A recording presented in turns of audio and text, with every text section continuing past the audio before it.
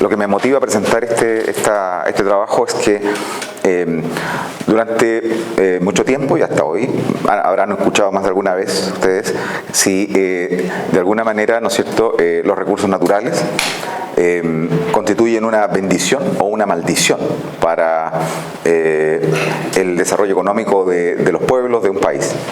Ese debate sigue hasta la actualidad. Hay toda una línea de economistas e historiadores económicos que están por el lado de la bendición, y hay otros que están por el lado de la maldición. Es decir, en qué medida, ¿no es cierto?, sobre todo una actividad productiva de tipo extractiva está en esa condición. Entonces, por eso es que viene al caso explorar cuál ha sido el devenir de la minería en Chile, siendo que la minería representa un rubro tan importante en la estrategia productiva y exportadora del país. Entonces, para ello vamos a ir inmediatamente a las pantallas, porque si no, no me va a alcanzar el tiempo. Entonces, lo primero que vamos a ver en este recorrido es qué rol cumplía la minería durante el periodo colonial, durante los 3 siglos coloniales, siglos XVI, XVII y XVIII. Entonces, como ahí aparece en el mapa, ¿no es cierto?, Chile no era parte de los objetivos prioritarios de la corona española, dado que en Chile no existían zonas que aquí aparecen representadas como A, que eran productoras de metales preciosos, ni tampoco era zona B, productora de economías de plantación, sobre todo azúcar. Por lo tanto, a Chile, como a otras zonas de América Latina, les correspondió un rol complementario, es decir, no eran prioritarias para la estrategia económica y la hacienda fiscal de la corona. Entonces, ahí ven ustedes que lugares como Chile, que aparecen con una letra C, Venezuela y Argentina, el Río de la Plata en general, aparecen como proveedores de alimentos y subproductos de la ganadería, justamente para aquellas regiones que, por una dotación importante de esclavos negros o por un número importante de indígenas que eran coaccionados para trabajar en las minas, se requería, ¿no es cierto?, alimentar o vestir. Y básicamente entonces a estas zonas que vienen a ser las últimas en constituir una vocación productiva en América Latina, ellas encuentran este rol. ¿Bien? Por lo tanto, en ese sentido, Chile no era una zona minera de importancia en esta época, y solo recién a fines del siglo XVIII empieza a aparecer una exportación de cobre al Perú y el uso del oro y de la plata para pagar un saldo comercial desfavorable. Hay que recordar que en este juego de funciones que la corona establecía para las distintas regiones de lo que hoy llamamos América Latina, había países que generaban rentas muy elevadas para la corona española y otras, en cambio, constituían más bien un lastre. Chile estaba en ese último grupo. Chile no tenía capacidad para ni siquiera autosostenerse, por lo tanto requería el envío, ¿no es cierto?, de recursos anuales desde el Virreinato del Perú, que bajo la forma del Real situado, que sin eso no se habría podido sostener el ejército de más o menos 1000 hombres que defendía la frontera de los mapuches. Por lo tanto, Chile vivió financiado en gran medida por los recursos del Virreinato del Perú y por lo mismo tenía un saldo comercial desfavorable. Es decir, de todas las cosas que salían de Chile y las cosas que entraban, el saldo era negativo. O sea, Chile necesitaba más recursos para sobrevivir. Y estas exportaciones que van surgiendo a fines del siglo XVIII van empezando a permitir pagar, de alguna manera, a cerrar esa brecha comercial, ¿ya? Y eso es lo que tímidamente empieza a darle un rol incipiente, auspicioso a la minería dentro de la estructura productiva y exportadora. Pero estamos hablando de una época en la que la mayor parte de la economía chilena se movía en torno a la actividad agropecuaria. ¿Bien? Entonces, en la medida que era un proveedor de este tipo de insumos, digamos, para las zonas A o C o B, entonces, por lo tanto, la minería cumplía un rol aquí complementario. Ahora, en este gráfico puede verse que entre 1690 y 1810, de las 3 materias metálicas, ¿no?, 3 ítems metálicos en la producción minera en Chile, en una barra más oscura se ve que el oro era lo que representaba por lejos, el mayor valor. Recordemos que el oro había tenido una presencia importante el primer siglo de la conquista y luego la sublevación, las dos sublevaciones mapuche impidieron seguir trabajando los lavaderos y estos fueron abandonados. Pero en general los trabajos de José Manuel Zavala, por ejemplo, prueban que eran muchos yacimientos los que eran explotados en ese tiempo por los españoles. Ahora, a pesar de ese abandono de los yacimientos del sur debido a las sublevaciones mapuche, vemos que si lo comparamos con la plata y el cobre, en general, en términos de valor monetario, el oro estaba muy por encima de las otras dos pastas. Después vemos que la plata viene en segundo lugar y mucho más atrás el cobre. Es decir, que como esto no mide cantidad, sino que mide valor, efectivamente se ve que, a pesar de todo, era el oro el que, aún como resabio del mundo colonial, seguía cumpliendo un rol complementario dentro de esta tímida o incipiente producción minera que estaba apareciendo a fines del siglo XVIII. Ahora, ¿por qué el oro tenía ese rol? ¿No? Porque ayudaba a saldar este déficit que dijimos al comienzo que Chile tenía y que todavía se daba a fines del XVIII. Es decir, en víspera de la independencia, Chile tenía un déficit comercial todavía. No tenía superávit comercial con nadie, con ningún país. Ahora, lo fue reduciendo y lo fue reduciendo gracias justamente a que al oro y a la plata se le fueron sumando el cobre. ¿Ya? Ahora, eso también ayudó a alentar el contrabando de metales, algo que está siendo estudiado ahora, algunas tesis, una que estoy dirigiendo, en la que el contrabando muchas veces de plata y de oro salía para pagar ese saldo comercial, y esas partidas no aparecen en las aduanas chilenas, pero sí aparecen en las aduanas norteamericanas o inglesas o francesas. Entonces eso está demostrando que era más lo que se producía que lo que se declaraba aquí en las aduanas chilenas.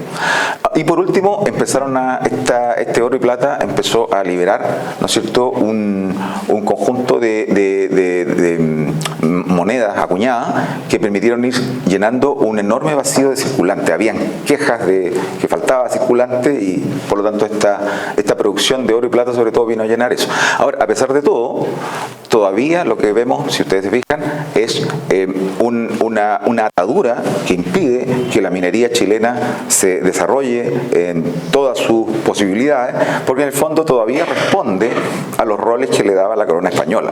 Por lo tanto, estamos todavía, ¿no es cierto?, viendo que Chile no logra aprovechar todas las ventajas competitivas, ni absolutas ni relativas, de la minería, porque en el fondo está sujeta a una serie de contratos o de normas que son las de el monopolio comercial que todavía quedaba algo a fines del siglo XVIII. Entonces, en la medida que solamente Chile se independice, ahí van a empezar a poder recién apreciarse las posibilidades que tiene la producción minera en toda su gama para poder exportar a distintos puntos del planeta. Y esto es lo que va a empezar a ocurrir a pesar de todo lentamente. Por ejemplo, en el libro que ahora ha sacado Manuel Llorca con Juan José Martínez aparece esta estadística que es muy interesante y que muestra que efectivamente, a pesar de que todavía Chile no se independizaba, ya la corona española empezó a alentar, justamente para resolver este déficit comercial, para poder suplir la falta de circulante, etcétera, empezaron a alentar la localización de mestizos pobres, sobre todo en la zona que hoy llamamos Norte Chico, para justamente explotar y desarrollar ingenios mineros que permitieran ir elevando este oro y esta plata que veíamos que era importante cada vez más. Y eso también permitió hacer los primeros aprendizajes de formas de crédito, que se le llamaba habilitación en esa época, y así todo el cobre chileno todavía representaba muy poco de la producción mundial, pero ya era mucho más importante de lo que había sido antes. O sea, la minería ya empezaba a destacar como actor relevante, pero todavía muy por detrás de la producción agropecuaria. O sea, todavía podríamos decir que Chile era un país agrícola. Ahora, en esta gráfica lo que se ve, y que es muy interesante, es cómo los distritos mineros, que empezaron a ser poblados por estos mestizos pobres que se trasladaron desde la zona central, básicamente, empezaron a elevar su población. Y se ve claramente que en vísperas de la independencia, la cantidad de población que había en esta zona se había más que duplicado, casi triplicado. Otro elemento y aquí entonces cuando ya irrumpe la independencia. Entonces la independencia sorprende al país, sorprende a nuestra economía, en un momento en que se están dando varias dinámicas muy favorables, que fueron, podríamos decir, azarosas, no fueron fruto de nuestro mérito, de nuestro trabajo, se dieron por sí solas, pero dejaron en muy buen pie a la minería para poder, ahora que teníamos independencia, soberanía para tomar decisiones, de comerciar con quien quisiéramos y exportar lo que quisiéramos, primera vez que teníamos esa posibilidad, ahora, ¿no es cierto?, entonces también existía la posibilidad de aprovechar esta instancia. Ahora, esta instancia se le llama una mejora en los términos de intercambio. Ahora, ¿por qué se produce esta mejora en los términos de intercambio que está medida ahí, ¿no? Esto se mide en relación, es un ratio, es una relación entre los precios de los productos que se exportan hacia el exterior y los precios de los productos que se importan. Cada vez que el cociente es mayor a cero, digamos, una cifra positiva, estamos en presencia de una situación favorable, es decir, los precios de los productos que nosotros exportamos están subiendo más que los precios de los productos que nosotros importamos, y eso nos conviene. Ahora, ¿por qué sucedió eso en el siglo XIX apenas nos independizamos?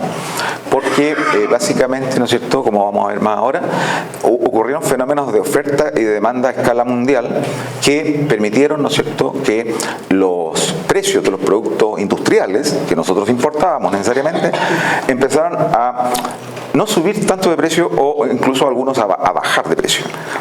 Y mientras sucedía eso, que los precios de los productos industriales estaban bajando, ahora vamos a explicar por qué, los precios de los productos materias primas, digamos, insumos, empezaban a subir, ¿ya? Ahora, ¿esto por qué se produce? Básicamente porque en este periodo Inglaterra ya empieza a quedar no como la única potencia industrial mundial.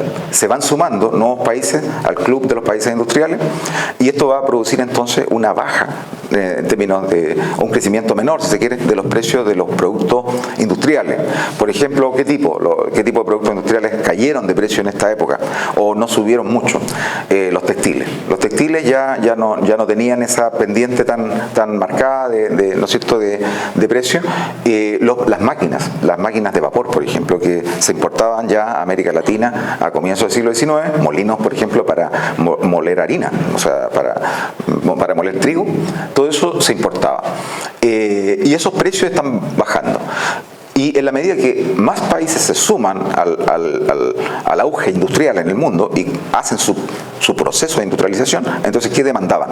Lo que ocurre siempre que un país grande se industrializa, necesita más materias primas y los productos que más se necesitan son alimentos, básicamente, energía y también minerales, y sobre todo minerales metálicos, como el caso del cobre. Entonces, en este caso, lo que está ocurriendo es una demanda muy fuerte de metales, minerales metálicos, no preciosos ahora, ya es cobre. ¿Se fijan? Entonces, cambiamos el eje de oro-plata, lo pasamos al cobre, que no es un mineral precioso, pero sí un mineral metálico. Y lo otro que hizo bajar mucho, incentivó mucho la producción minera en ese tiempo y las exportaciones mineras de Chile, fue una caída cada vez mayor de los costos de transporte. Entonces ahí tenemos una estadística, por ejemplo, de lo que costaba, ¿no es cierto?, la disminución que hubo entre 1850 y 1913 en términos de los fletes navieros, lo que cobraban por transportar carga los buques que navegaban los océanos, cruzaban los océanos. Y eso se debe básicamente a dos cosas. Una, porque el tamaño de los buques aumenta, sobre todo la eslora, es decir, la longitud, y la capacidad de carga de su bodega. Entonces pasa de 4,5 millones de toneladas en 1800, ya hacia 1850 se ha prácticamente, ¿no es cierto?, triplicado, está en 14,6 millones de toneladas, y hacia 1900 la cifra es impresionante, son 161 millones de toneladas las que son posibles de cargar con la flota naviera mundial. Bien, por lo tanto, la caída de los costos de transporte, sobre todo el transporte marítimo, viabilizó muchos productos que antes no convenía exportar. Voy a ponerlo de esta manera. si ustedes se remontan a la Edad Media, o a fines de la Edad Media, y tratan de identificar los únicos productos que valía la pena exportar y que hacían básicamente un comercio de larga distancia, eran productos caros y livianos. Por ejemplo, ¿cuáles? Joyas, se fijan, seda, cosas así. Pero no conviene transportar ni exportar productos que son pesados y son baratos. No conviene. La única forma que eso comience a cambiar es que la capacidad de carga de los buques aumente de una manera tan descomunal que en algún momento determinado transportar piedras no procesadas que traen cobre sea rentable como para que el costo, el precio unitario con el que llega a un muelle, por ejemplo en Londres, sea lo suficientemente barato como para que alguien lo compre y quiera fundirlo. ¿Se fijan? Entonces, ¿qué es lo que ocurre? Que esto lo que hizo fue cambiar el mapa, reconfigurar el mapa de nuestras ventajas comparativas. Si hasta este momento nosotros teníamos muy pocos productos que podíamos vender a algunos países porque eran baratos y digamos eran los pocos que pasaban la prueba del costo de transporte, ahora tenemos una posibilidad enorme de transportar muchos bienes que no son caros, pero que además no se encarecen debido al costo de transporte. Y a esto se le suma la inversión que se realiza a lo largo de Chile, que ¿no es cierto?, más o menos a comienzos del siglo XX, termina unificando todo el país prácticamente a través de una vía ferroviaria. Una labor que hace el Estado en gran medida, a diferencia de otros países, y que se hace con financiamiento que viene justamente de la renta salitrera que se va a obtener después. Bien. Ahora, estos elementos, la reducción de los costos de transporte, va a permitir entonces que haya productos pesados y relativamente baratos, que ahora sea viable exportar a lugares lejanos, donde, ¿no es cierto?, surgen entonces mercados que antes no estaban disponibles. Y luego hay otro elemento que fue casual, pero que ayuda mucho porque tiene que ver con una comparación que siempre hay que tener a la vista a la hora de examinar cuando un país aprovecha un umbral de oportunidad. Y en este caso lo que ocurrió es que Chile fue una excepción en este periodo en términos de estabilidad política en América Latina. Pensemos que la gran mayoría de los países entraron en una espiral interminable de revoluciones, de desórdenes, de luchas entre distintas facciones, caudillos, y no se pacificó la región hasta prácticamente el último cuarto de siglo del siglo XIX. O sea, estamos hablando hacia 1860, 1870, comienzan a pacificarse los países y a tener constituciones y sistemas políticos más o menos estables, y se dejan de pelear las distintas facciones de las élites. Esto acá en Chile se logró mucho antes, con mano de hierro, por cierto, a través de portales, ¿no?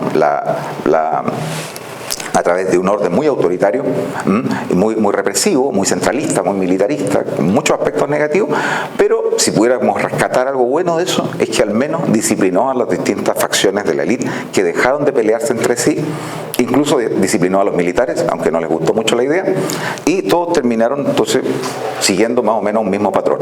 Eso permitió que Chile, entre 1830 y 1870, a diferencia de la gran mayoría de los países de la región, pudiera entonces tener un periodo de relativa tranquilidad para invertir y para desarrollar las actividades productivas, entre ellas las mineras, y justamente adueñarse de la cuota de mercado que otros países, por ser prisioneros de esta inestabilidad, iban perdiendo. Entonces, veamos lo que ocurre con Bolivia, Perú y México. Miren cómo cae la producción de plata entre 1801 y 1860, ¿no? Si Bolivia y Perú en conjunto más o menos producían alrededor de 2.500 toneladas de plata, lo que va a pasar es que hacia más o menos 1830 están produciendo 1.000. O sea, menos de la mitad. Y lo que pasa con México es muy similar. México, que producía 5.500 toneladas, está produciendo la mitad, o sea, poco más de la mitad. 2.648 hacia 1.830. Y es ahí donde entra Chile. Porque cuando tres grandes productores, digamos, mundiales de plata desaparecen, justo es el momento en que un outsider puede introducirse ahí y puede aprovechar el momento y adueñarse de esa cuota de mercado mundial de la plata. Y es lo que hizo Chile.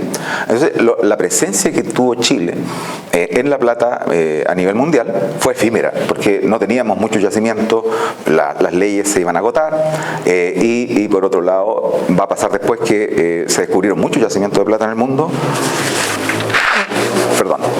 y la plata perdió bastante valor en relación al oro. Si un gramo de oro valía 7 gramos de plata hacia 1830, a mediados de siglo más o menos eso era un gramo de oro por 13 gramos de plata. O sea, cayó a la mitad más o menos el valor en relación al oro.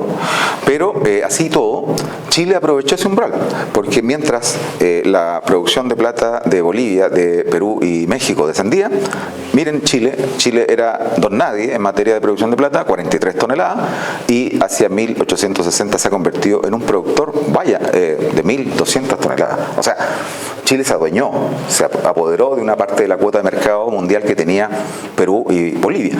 Pero lo que ocurre después también muestra lo efímero que es. Es decir, ¿qué iba a pasar cuando esos países recuperaran su estabilidad interna, se dejaran de matar entre ellos, o dejaran de haber revoluciones, caos constantes? Iba a volver a producirse mucho volumen de plata en México y en Perú y Alto Perú, que es lo que ocurrió. Entonces vean ustedes cómo vuelve también van subiendo de nuevo los volúmenes de producción de plata en esos tres lugares. Por lo tanto, lo que uno puede derivar de acá es que Chile aprovechó justo el momento que podía aprovechar, porque ya después no iba a durar.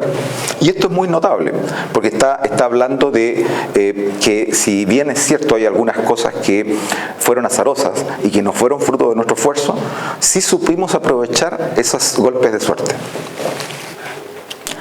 Y esto también fue aprovechado por el cobre y el trigo. Entonces ahí tenemos una medición del cobre, digamos, y el cobre aquí lo que vemos es un crecimiento cada vez mayor, ¿no es cierto?, en términos de precio, ¿no es cierto?, y de tonelada.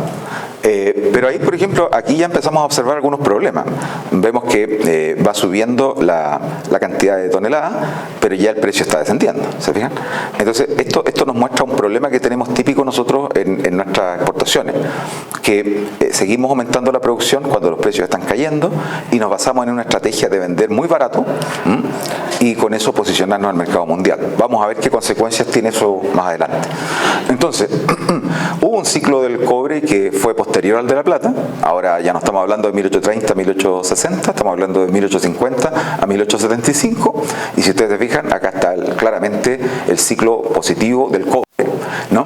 Y luego finalmente, cuando está decayendo ya el cobre, de alguna manera, aparece un último ciclo que no es minero, que es del trigo, y que muestra también cómo el país era capaz de aprovechar estas oportunidades que se daban, ¿no es cierto?, en términos de demanda mundial. Ahora, otro elemento que ha sido poco destacado, pero que en Chile, porque en Chile lo que suele pasar, alguien lo decía ayer, que cuando estudiamos, investigamos el país en base solo a la bibliografía y a las fuentes nuestras, se nos pierden muchas cosas interesantes que hay a veces que tendrían que ser rescatadas. Si uno examina procesos comparados en América Latina, se da cuenta que Chile, por ejemplo, tiene una ventaja gigantesca en relación a la producción minera de otros productores mineros latinoamericanos. Y es que la distancia que media entre los centros de producción, los yacimientos, y el centro de embarque, el punto de embarque, es muy corta. Y eso es solo producto de la geografía chilena. O sea, si en algunos países se burlan de nosotros porque decimos que nos estamos cayendo al mar, nos estamos aferrando a la cordillera para no caernos, bueno, eso es súper bueno en términos de costo de transporte, como vimos, y favorece mucho, ¿no es cierto?, la producción minera, porque es complicado. Por ejemplo, imaginen la producción minera de Argentina. Argentina tiene mucha minería y muy buenos yacimientos, pero ¿cuál es la dificultad que tiene? De los centros de producción que están al norte, sacar esa producción y llevarla al sur es carísimo. Algo de eso ocurre también en México y en otros países, para que hablar Colombia, donde la cordillera se divide y tiene unas dimensiones increíbles. Entonces, todo lo geográfico a veces dificulta mucho. Entonces, eso también favoreció mucho a tanto, ¿no es cierto?, a la plata como al cobre. Y eso también explica por qué los primeros líneas de ferrovía que se construyeron en Chile fueron todas transversales.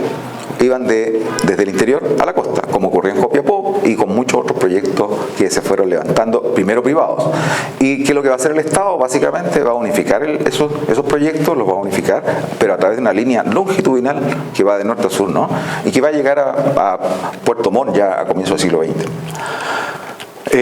Otro error que no se cometió, que se pudo haber cometido, menos mal que no se cometió, estoy viéndolo desde el 2023, es no haberle aplicado un impuesto excesivo a las exportaciones mineras. Si esto se hubiera hecho, no habríamos tenido ni ciclo de plata, ni de cobre, ni de salitre. Afortunadamente, en ese tiempo, por lo menos en el periodo que va de 1810 a 1880, digamos, en general, si ustedes se fijan en esta imagen que muestra la estructura tributaria de Chile entre 1810 y 2000, ¿ya? Lo que está en verde son tributos indirectos externos, básicamente el comercio exterior. Y entonces eso significa que toda esa mancha verde que se ve aquí en este periodo es producto de que la mayor parte de la recaudación fiscal proviene de impuestos a las importaciones. No se cobraba impuestos a las exportaciones. Y eso era muy importante porque no se encarecían las exportaciones. Y por otro lado, a los productores les favorecían. Entonces los productores mineros, ¿por qué se van a multiplicar tanto en el siglo XIX? Porque no se les va a cobrar por exportar en este momento por lo menos. Eso va a empezar a aplicarse después ya con el salitre, ¿bien? Después de 1880. Y como ven ustedes, aquí sí que aparecen impuestos directos, digamos, de producción, o sea, se empiezan a cobrar también al comercio, pero ahora también a las importaciones. Entonces, esa estructura tributaria alentó las exportaciones mineras y permitió su desarrollo. Si a alguien se le hubiera ocurrido la mala idea, por ejemplo, entre 1830 y 1870 de poner un royalty, como después se puso al salitre del 30%, probablemente no habríamos tenido una explosión exportadora basada en la plata y el cobre. ¿Sabían? Entonces, eso es súper importante analizarlo y hay que dando vuelta porque es un elemento constante de la historia de la minería en Chile. ¿Ya? Otro elemento que es muy importante, no tenemos tiempo para verlo en detalle, pero en general es que el país se construyó un aparato institucional que muy pocos países, por decir casi ninguno, logró dotarse en esta época ya antes del ciclo salitrero. O sea, hacia 1870 Chile ya tenía esta estructura institucional. Y entre ellas están leyes que limitaron el campo de acción del Estado, instituciones que redujeron el grado de discrecionalidad en la recaudación y manejo de los recursos, garantías de cumplimiento de los contratos, muchos mecanismos para pulir y para evaluar la eficiencia de la burocracia, la estatal, y por otro lado, mucha rendición de cuentas y controles cruzados entre los órganos de la administración pública. Eso hace que, aunque nos quejamos y todo, nos seguimos quejando hasta hoy con los casos de corrupción que aparecen, pero así todo, lo de Chile es un juego de niños comparado con las formas mucho más brutales de corrupción que uno puede observar en la mayor parte de la región. ¿Y esto por qué lo muestro? Porque esto es una pintura que demuestra la fortaleza del Estado chileno a lo largo de este periodo y que fue un factor fundamental en las exportaciones mineras. Porque este muelle que ustedes ven aquí en madera, muy bonito y con todos estos edificios, desapareció prácticamente todo con el bombardeo de la flota española del año 1866, cuando Chile entró en guerra con España. Y sin embargo, a pesar de que casi todo esto fue destruido, van a ver ustedes que no pasan ni siquiera 10 años, más o menos, y en víspera de la guerra del Pacífico van a ver una fotografía de esto. Y van a ver que todo eso fue cambiado por nuevos edificios y una nueva costanera ahora embaldosada y ya no de madera. ¿Cómo lo logró Chile en tan poco tiempo? Vaya, es un logro notable. Y eso indica entonces la fortaleza que está adquiriendo el Estado como conductor de todo este proceso. Y bueno, y este entorno entonces es el que explica el lugar que va adquiriendo la minería, y aquí ya tenemos que azul, la minería, implica mucho más de lo que protagonizaba antes, ¿no? Entonces, si bien aquí tenemos la agricultura, todavía la agricultura tiene un rol importante hasta 1880, pero ya la minería se está llevando la mayor parte, ¿no es cierto?, de la estructura exportadora. Ahora, me lo voy a saltar esto porque no tenemos tiempo. Ahora, ¿qué pasa con el ciclo salitrero? Chile se apodera de estas dos provincias del norte y se convierte en productor monopólico de salitre mundial. Y eso permite atrapar esta trayectoria de precios ascendentes hasta 1920, si ustedes fijan, hasta acá más o menos, los precios van subiendo, ¿ya? Y por lo tanto, Chile tiene una posición de privilegio impresionante. Ningún país en el mundo contó con una...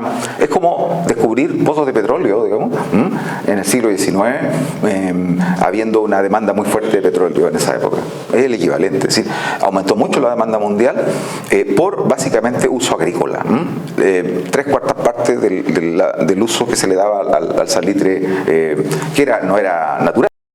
El salitre era procesado, era artificial, pero así todo, ese salitre tenía un uso fundamentalmente agrícola y se empezó a usar en todos los continentes. Si ustedes observan los afiches de las campañas que hacían los productores del salitre, van a encontrar en todos los idiomas los afiches. Cuando estaba en España, por ejemplo, yo me paseaba fotografiando Abonat con salitre chileno, un cartel además modernista muy bonito, en amarillo y negro, que está en casi todos los pueblos, o en azulejos, o en una especie de lata, y que la gente hoy día lo conserva, lo atesora como algo único. ¿Bien?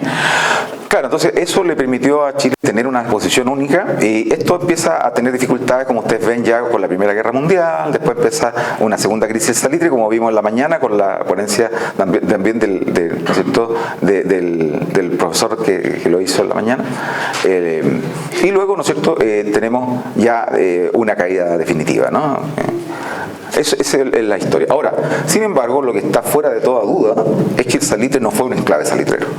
Si bien esta tesis estuvo muy de moda hasta los años 80, digamos, ahora en la mañana recordábamos a Enrique Reyes, uno de sus mayores promotores, ya sería bastante anacrónico seguir insistiendo con esa tesis por esto. Esta es una medición del Producto Interno Bruto de Chile, hecha por un alumno de doctorado que yo guié, que obtuvo el premio de la Academia Chilena de la Historia por la mejor tesis doctoral, y lo que ven ustedes acá abajo es la agricultura. Entonces, vean la composición de la agricultura entre 1840 y 1940, 1860 y 1940. Entonces, lo que se ve es que al calor del salitre, que está representado en la línea ploma de la minería, ¿ya?, que es la tercera, digamos, esta que está acá, va de abajo hacia arriba, lo que tenemos es en amarillo cómo se desarrolla la industria manufacturera, cómo se desarrolla el comercio, cómo se desarrolla la construcción en verde, cómo se desarrollan todos los servicios gubernamentales, financieros, transporte, comunicaciones, electricidad, gas y agua, así todos los sectores aprovecharon el impulso que daba la locomotora del salitre para desarrollarse. Por lo tanto, no se puede seguir insistiendo que el salitre no dejó nada. Eso es absurdo. Es decir, Chile tuvo una primera industrialización mucho antes que la Corfo en este periodo, gracias justamente al salitre. Pero también hizo recuperar a la agricultura, porque la agricultura quedó en muy mal estado después que perdió el mercado del trigo a nivel mundial. Entonces, efectivamente, el salitre motorizó a toda la economía nacional y generó enlabonamientos productivos entre ellos. Y luego el problema, sí, el error, y acá está el error, es que esto generó una tendencia que todavía persigue a muchos países latinoamericanos, de crear una mala costumbre de considerar que los ingresos del salitre son permanentes. Entonces lo que pasó es que el salitre empezó a ocupar una participación cada vez mayor en las exportaciones, pero también, en rojo, en la recaudación tributaria. Y esto es peligroso, porque si el 50% de tu recaudación fiscal como Estado depende del salitre, ¿qué va a pasar cuando el salitre ya no esté? Entonces, este fue un error que se cometió, no se aprendió en su momento, ahora lo hemos aprendido hace los últimos 30 años, pero ha costado mucho, y esto es lo que también generó otro error porque hay que tratar de evitarlo. Una holgura fiscal no solamente te genera una contabilidad aparente, sino que también te genera una propensión a gastar más de lo que debes. Entonces aquí lo que tenemos es el ingreso en azul, el ingreso fiscal, y el gasto fiscal en rojo.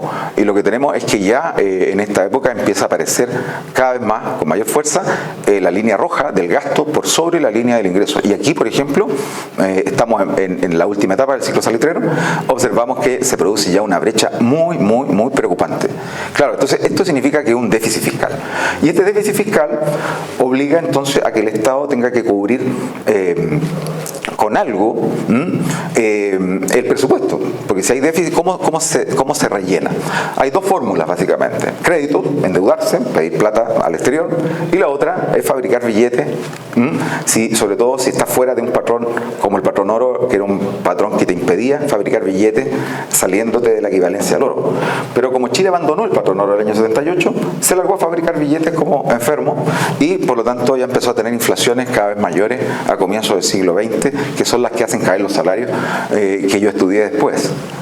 Entonces, y ahí tenemos entonces los precios, por lo demás, empezamos a tener problemas típicos de un país que no sabe administrar su política fiscal y monetaria. Por un lado, gasto excesivo, déficit fiscal, y por otro lado, inflación. Y eso nos está probando que la prosperidad de la minería motorizada por el salitre generó comportamientos que no eran lo más adecuados. Y por otro lado, ¿qué es lo que empezó a suceder? Ya ustedes lo pueden ver. Los precios del salitre empezaron a tener caídas cada vez mayores, episódicas, y sin embargo, mientras más caían los precios, y aquí se ve, ¿ya?, aumentaba, ¿no es cierto?, la cantidad de trabajadores empleados. Lo que les está indicando entonces que ya la actividad cada vez tenía menor productividad. Esto, si lo medimos como producción dividido por número de trabajadores, apunta a que las oficinas salitreras ya estaban perdiendo productividad en términos de, ¿no es cierto?, toneladas por trabajador desde aquí. Hacia 1900 ya estaban perdiendo productividad. O sea, la caída de la productividad era brutal. Ahora, ¿qué es lo que hace que los empresarios y los dueños de la salitrera multipliquen el número de oficinas, como en la mañana decía el colega que vio esto también, ¿no? Y por otro lado, que multiplique el número de trabajadores, luego que los expulsa durante un periodo, vuelve a recontratar a una gran cantidad de ellos? Es porque el incentivo es que los salarios son cada vez más reducidos, fruto de que justamente la inflación se está comiendo. Se llegó a comer hasta 2/3 del salario salitrero. Según mis mediciones, el salario de un pampino, digamos, trabajador salitrero era de 12 pesos, digamos, hasta 1904, y era de 4 pesos hacia 1908. Fue brutal la caída. Una inflación que se acumuló muy fuerte en esos años, durante una emisión muy fuerte que se hizo, una emisión monetaria, y eso, claro, estimulaba a los empresarios a contratar muchos trabajadores baratos, a costo de cada vez ¿no es cierto?, más reducido. Por otro lado, el Estado, en la medida que empezó a cobrar un impuesto creciente a la exportación, aquí aparece el error que no vimos antes, aparece acá. Empezó a cobrar un impuesto a la exportación. Claro, porque el Estado quería gastar y quería construir ferrocarriles y quería construir escuelas, y eso era muy bueno, y lo hizo Balmaceda y lo hicieron todos los gobiernos de ese periodo. Pero lo malo es que se empezó a endeudar Chile cada vez más, y por otro lado a emitir más dinero ahora que no había control. Entonces empezó a caer en conductas fiscales y monetarias irresponsables, como las que han llevado a Argentina a lo que ha ocurrido en la última fin de semana. Décadas de comportamiento fiscal y monetario irresponsable llevan a eso, al activo. Entonces, ¿qué es lo que empezó a pasar? Un relajo fiscal gigantesco, y el déficit se fue aumentando a partir de 1870, la producción fue cayendo, la productividad, perdón, y los salarios reales ahí están. O sea, lo que les contaba, 12 pesos el salario de un jornalero pampino hacia 1904, 4 pesos hacia 1918 más o menos. O sea, cayó 1/3. Y esto es lo que explica la baratura explica, va muy correlacionada, mientras más cae el valor real del salario del trabajador pampino, más trabajadores pampinos son contratados, porque ahora en el fondo es un modelo que funciona de baja productividad, es un modelo de baja productividad, poco intensivo en capital y en tecnología, y muy extensivo en trabajadores no calificados y muy mal pagados, ¿se entiende? Es un típico modelo fiscal, un modelo extractivista de materias primas. Claro, entonces eso lo que generó fue un montón de problemas, y ahí ya vamos a ir terminando con el ciclo salitrero, y así todo la participación de la minería en Chile se sostuvo durante mucho tiempo. Aquí estamos hablando ya hacia 1970, digamos, en víspera de la Unidad Popular. Por aquí todavía el rol que cumplía la minería en el total de las exportaciones, estamos hablando de en torno, ¿no es cierto?, a un 80% por lo menos, o sea, muy elevado. Ahora, sin embargo, fue cayendo su participación en el Producto Interno Bruto. Perdón, que te interrumpa. Mira, la caída del cobre, entiendo, ¿no? ¿Con qué periodo coincide? Ahí abajo, ¿no? ¿Esta? No, ahí, mira, se inclina abajo. ¿Esta? Allá, no, allá, al extremo de la... Acá. Ahora lo voy a explicar. Pero sí, aquí del año, los años 70 va cayendo. Ahora lo voy a explicar porque no es porque el cobre le esté yendo mal. Lo que pasa es que la estructura productiva de Chile se moderniza y se amplifica durante todo el periodo de la industrialización dirigida por el Estado. Entonces, como se amplía la producción industrial y los servicios, cae la participación relativa de la minería. Pero no es porque el país le esté yendo mal. Gracias a que el país le está yendo mal, bien, muy bien, en general, el cobre pesa menos, ¿sí? Y la minería pesa menos. Ahora, ¿qué es lo que ocurre entonces acá? Ahora lo voy a explicar, claro, porque da la impresión de que nos estuviéramos empobreciendo, ¿no es cierto?, en la medida que la minería tiene un rol cada vez menor en las exportaciones y también en el PIB. Acá ocurre en el PIB, es más fuerte todavía. O sea, aquí, por ejemplo, el último año que tuvo gran participación la minería en el PIB fue hacia 1930, antes de la crisis, o sea, 1929 por ahí. Y miren cómo va cayendo. O sea, después de eso, hacia 1940 y tantos, ¿no?, ya la minería no pesa más que el 10% de la economía. Ahora uno dirá, ¿eso es bueno? ¿Eso es malo? Ahora vamos a verlo. Ahora, ¿por qué se produce eso? Porque se da un ambiente en que ahora los términos de intercambio mejoran después de la crisis, estuvieron un periodo muy malo, los precios de nuestros productos, y el precio del cobre también mejora, por lo tanto las señales externas no eran malas. Pero lo que está ocurriendo es esto, básicamente. Lo que pasa es que la minería está cayendo, su participación dentro del PIB, debido a, mire lo que está ocurriendo con la manufactura. Eso es lo que está ocurriendo. O sea, mientras más aumenta la producción industrial, obviamente que cambia la participación relativa de la minería dentro del total del Producto Interno Bruto. ¿Se fijan? O sea, en el fondo se está diversificando la estructura productiva del país. Y al diversificarse, obviamente que eso tiene que dejar en un plano inferior, cada vez menor, el peso de la minería. Y por último, acá estamos ya entrando los indicadores más actuales. Luego, eso ha seguido funcionando del año 85 hasta hoy, en general, mostrando que, por ejemplo, hemos logrado domar la inflación.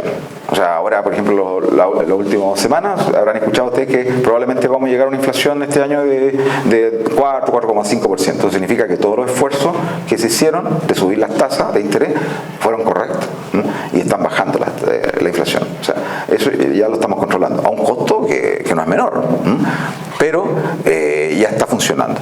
Y por otro lado, esto es la productividad total de los factores, que muestra que también cuando la inversión sube gracias a la minería y a los otros sectores productivos, elevamos nuestra capacidad productiva. Estos datos son de los años, digamos, básicamente 90 hasta hoy. Entonces aquí tenemos que en general la inflación ocupa un rango de menos de 2 dígitos, entre 4 y 5%, y la productividad de los factores ha subido por lo menos a la mitad durante este primer periodo, hasta el año 2008 más o menos. Luego cayó un poco, acá durante la pandemia cayó un poco más, y ahora está volviendo a subir de nuevo. Y luego el desempleo. Si vemos los datos de desempleo del 91 al 21, lo que observamos es que si comparamos con otros países como Argentina, por ejemplo, o el promedio de Latinoamérica y el Caribe, ¿ya?, Chile tiene cifras de desempleo conveniente, digamos, o por lo menos mucho más aceptable, digamos, menores del 10%. Solo aquí sube por la pandemia, ¿se fijan? Pero ahora vuelve a bajar de nuevo como corresponde. Y lo otro es que observamos en los últimos años, viendo el rol de la minería, ¿no? Que Chile, gracias al rol de la minería precisamente, ha logrado darle sostenibilidad a su crecimiento. Entonces, el crecimiento del Producto Interno Bruto por habitante, medido en capacidad de poder de compra, a dólares constantes de un año, datos del Banco Mundial, muestra que Chile, el NASUL, es uno de los países que más se ha acercado a los países desarrollados representados en la OCDE. O sea, de América Latina es el único país que tiende a mostrar una pendiente que se va acercando a los países de la OCDE. Cosa que no ocurre con el promedio de los países de América Latina, ¿no? Y por otro lado, lo que vemos es que si bien las crisis que han habido en los últimos, digamos, 20 años o 30 años nos han pegado, nunca nos han pegado tanto como le han pegado al conjunto de la región. O sea, por ejemplo, aquí la crisis tequila casi no nos tocó. La crisis asiática de Rusia sí nos tocó un poco más, pero no fue tan dañina. La .com ni la sentimos. La que nos vino a tocar ya más fuerte fue la subprime del año 2008 y obviamente la del COVID SARS ahora el 2020. Pero eso, ¿qué significa? Que la minería en el fondo es uno de los motores de la economía que ha permitido que el crecimiento del país no decaiga, no se detenga y por lo tanto, ¿no es cierto?, ha estado detrás de este desempeño exportador que vemos acá.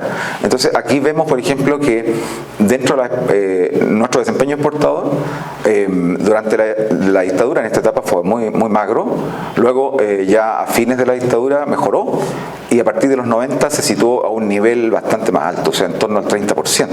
Y este periodo es el más bueno de la economía chilena porque llegamos a exportar más o menos el 35% o el 40% del Producto Interno Bruto. Y a partir del 2007 hemos ido cayendo de nuevo, pero no tanto como para caer a los niveles de los 80, sino que hemos retrocedido a los niveles de los 90, ¿se fijan? Entonces ahí tenemos que poner atención qué está pasando, pero si no hemos caído más ha sido justamente porque la minería ha sido un motor importante. Eso también ha sostenido el ahorro ha caído también en los últimos años, pero no a los niveles históricos previos a los 90. Recuperamos los niveles de los 90, pero no menos que eso. Y la inversión, la formación bruta de capital, también ha caído un poco, pero tampoco a los niveles previos a 1990, o sea que donde la inversión era muy baja. Ahí vamos los últimos datos ya de la minería entre el 2003 y el 2016 y observamos que en general la participación de la minería en el Producto Interno Bruto ha ido cayendo cada vez más. Este año, el 2016, el último, era de 7,8, o sea, ya ni siquiera llegaba al 10. Y aún así, la economía iba de viento en popa, ¿se fijan? ¿Por qué? Porque hay otros sectores productivos que ahora también tienen algo que decir. Y por otro lado, el promedio fue de 13,5. Y aquí con esto ya termino y eso yo lo dejo ahí para conversar y para debatir y son los problemas que uno podría derivar que la minería chilena ha podido resolver a lo largo de estos siglos de existencia, ¿no? Por un lado, los problemas que ha aprendido a resolver, vamos a observarlo. Es notorio que Chile ha logrado a lo largo de su vida republicana obtener esa estabilidad institucional y una previsibilidad jurídica que permite que las actividades como la minería puedan desarrollarse en calma y con confianza, dado que son inversiones de muy largo plazo y requieren una tranquilidad enorme. Por otro lado, también esto echa por tierra aquellas lecturas que dicen que el Estado no tiene nada que hacer en este cuento. Lo que nos dice la historia es que si la minería ha sido un motor importante de la economía chilena, ha sido precisamente gracias al rol jugado por el Estado. Y el Estado ha cumplido un rol muy astuto, impulsando las exportaciones mineras a través de infraestructura, bajos costes de transacción, soporte político y una serie de cosas. Ahora, estos aprendizajes podríamos decir que lo hicimos a lo largo del siglo XIX y hasta comienzos del siglo XX. Pero esto otro lo logramos en los últimos 30 años. Son muy recientes, porque hasta si nos vamos de 1990 hacia atrás, estos logros no los teníamos. Entonces, ¿qué es lo que hemos agregado en los últimos 30 años? Hemos logrado sostener un entorno macroeconómico estable y favorable en lo fiscal y en lo monetario. Ya no tenemos déficit fiscal, esos déficits que veíamos antes prácticamente no existen, y si se dan, se resuelven muy rápido. Es el de este año, el próximo año Marcel dice que ya casi no va a existir. Y por otro lado, inflación, como dijimos ya, la inflación ya no es es algo que nos atemorice y nos lleve a comprar dólares como enfermos, como ocurre en el país vecino. Por otro lado, hemos logrado ir generando un esquema tributario razonable, porque si por un lado necesitamos cobrar royalty y necesitamos cobrar impuestos a la actividad minera, también sabemos que no podemos matar esa máquina de exportadora que es tan importante. Entonces también sabemos que nos tenemos que mover dentro de un rango razonable. Y por otro lado, ¿no es cierto?, hemos ido generando un mayor vínculo entre la educación formal, que antes no tenía casi ningún vínculo. Estoy dirigiendo una tesis que muestra que a comienzos del siglo XX, las tesis que se hacían en la Universidad de Chile, que eran como 50, sobre salitre de cobre, ningún productor de cobre ni de salitre la tomó en cuenta nunca. O sea, totalmente vinculado. Pero hoy observamos que lo que está haciendo la universidad, y no solo la Universidad de Chile, sino que todas las universidades en el país, sí está teniendo más impacto, digamos, en la modernización de las empresas y en este caso en las mineras, sin duda. Y por otro lado, también hemos visto que la minería sí puede servir de locomotora para enganchar a todos los carros que vienen detrás. Puede motorizar a todo el conjunto de la economía. No tiene por qué ser un enclave. ¿Qué es lo que no hemos podido resolver? Lo que no hemos podido resolver es cómo evitamos que estos aprendizajes que están acá se reviertan. Nada lo garantiza, porque si hay una fiebre, digamos, de populismo y de la gente quiere gastarlo todo y qué sé yo, y los gobiernos se vuelven locos y la escena política se enloquece, lo que podría pasar es que todos estos avances se puedan revertir. ¿Cómo, por otro lado, logramos? Este es un asunto que no es muy difícil resolver. Ningún país que está en la situación que nosotros lo sabe resolver y por eso que estamos viendo cómo lo hacemos. ¿Cómo amortiguar el impacto que tiene en el comercio y en las inversiones los shocks externos causados por las fases contractivas del ciclo económico, es decir, por crisis episódicas a nivel mundial, y que pegan muy fuerte en la demanda y pegan muy fuerte en nuestras exportaciones? No tenemos control de lo que ocurre en otros países. La capacidad de compra de otros países nosotros no está bajo nuestro control, pero ahí lo que podemos articular son mecanismos de estabilización que estamos empezando a buscar la forma como evitar que eso impacte. Por ejemplo, el Fondo de Estabilización que se creó en los años 2000 más o menos, que creó Marcel y Eizaguirre, un fondo de estabilización que llegó a tener más de 30.000 millones de dólares, estaba pensado para eso, para amortiguar el impacto. Pero ahora tuvimos que gastarnos todo eso por el COVID. Lo otro, cómo evitar el relajo fiscal y monetario, sobre todo cuando hay demandas sociales que son legítimas y se están viviendo tiempos convulsos como los que hemos visto en el estallido social. Cuando surgen estos estallidos sociales y la gente reclama más apoyo del Estado, más educación, más salud, todo el mundo se siente legítimamente a pedir más porque se dan cuenta que el país está teniendo mayores ingresos a través de la minería. ¿Cómo evitar que todo eso se gaste de una vez? Es difícil, ¿sí? Entonces, ¿cómo evitar en el fondo que se genere un relajo fiscal? Y luego hay unos problemas con los que quiero terminar, que son mucho, pero mucho más sofisticados y que esos son sí palabras mayores porque estos marcan la frontera entre lo que es un país como el nuestro y un país ya plenamente desarrollado. El día que aprendamos a resolver estos tres problemas que hay al final, seremos un país desarrollado. Estamos todavía lejos de ello. Entonces, primero, ¿cómo seguir siendo competitivo a pesar de la caída en las leyes, del encarecimiento energético y del agua? Que son tres problemas que están afectando severamente las operaciones mineras hoy día en Chile. Segundo, ¿cómo aprovechar las oportunidades que están surgiendo y que van a surgir de la reconfiguración de los mercados mundiales? En este momento, Rusia y China necesitan cada vez más productos mineros. Y no estamos siendo los que estamos resolviendo esa oferta. ¿Por qué? Porque no nos estamos dando cuenta que tenemos que aprovechar esa oportunidad.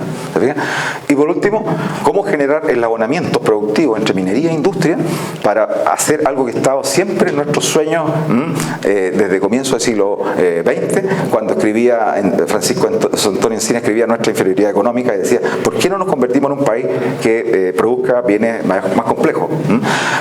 Porque es difícil generar eslabonamiento entre minería e industria para elaborar productos de mayor valor añadido e insertarse en cadenas globales de valor. No es fácil, porque ya vieron ustedes que nuestros mayores mercados están en el hemisferio norte.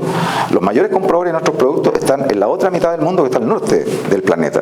Y tenemos que recorrer unas distancias gigantescas y por eso que los costos nos generan una desigualdad frente a otros productores que, por ejemplo, están mucho más cerca de esos mercados. Estamos hablando de Australia, por ejemplo, que exporta productos mineros a China, pero está mucho más cerca que nosotros. Nueva Zelanda, lo mismo y así. Bueno, entonces, y por otro lado, ¿cómo insertarnos en cadenas globales de valor? Es decir, que un producto que va siendo construido a partir del aporte de varias economías, de varios países, nosotros contribuir con una parte de alguna de esas fases productivas. Por ejemplo, un superconductor, un chip, algo algo por el estilo. Pero claro, ahora estamos hablando de crear una fábrica de litio, ¿no? De una empresa china en Tocopilla, creo, entiendo que es, ¿no? Mejillón. Entonces, claro, si eso se consigue y se va en esa dirección, vamos a entrar en esta cadena, vamos a entrar en una de las cadenas globales de valor, pero hay que entrar en todas. Así que esos son, yo diría, los desafíos, y creo que con eso he cumplido, aunque me he pasado bastante. Pero muchas gracias.